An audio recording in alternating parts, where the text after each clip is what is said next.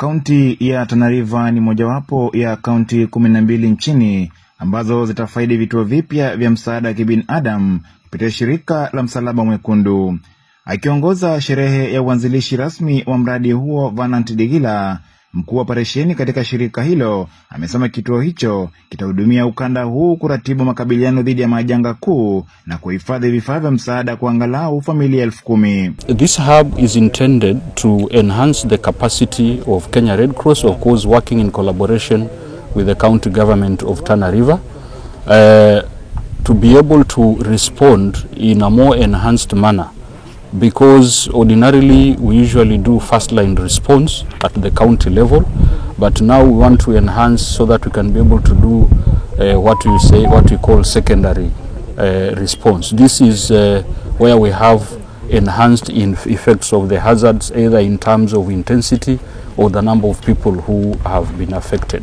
So we intend to position in a prepositioning approach skills and knowledge or teams which are going to sit here and observe the dynamics of this area and do analysis so that they can be able to detect the early warnings in good time, but also identify the early actions which the communities and other actors can be able to initiate, either to reduce the risk and effects of the hazards or to prevent the impact in total.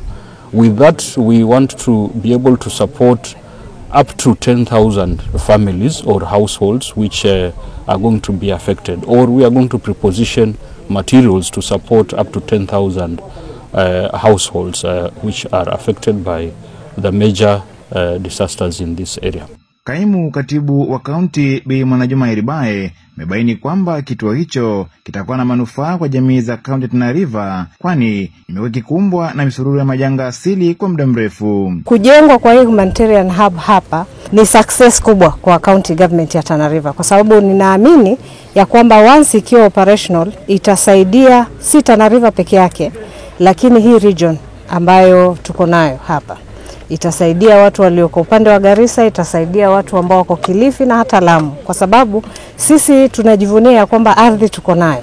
Na hapa pia ni central, na nafikiri ni mahali pa faraga ambao mambo mengi yanaweza kufanyika ili kusaidia wale ambao wanapata athari za mafuriko, kiangazi, magonjwa ambayo yanaletwa kwa sababu ya pengine haya mafuriko na kiangazi kikija, na pia kusaidia jamii kuwa na uwezo wa kukabili changamoto hizi wao wenyewe.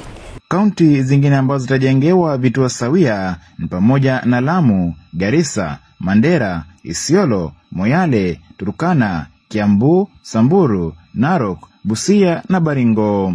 Haya yanajiri huku shirika la Msalaba Mwekundu likiadhimisha miaka 60 ya utoaji huduma za kibinadamu nchini Kenya.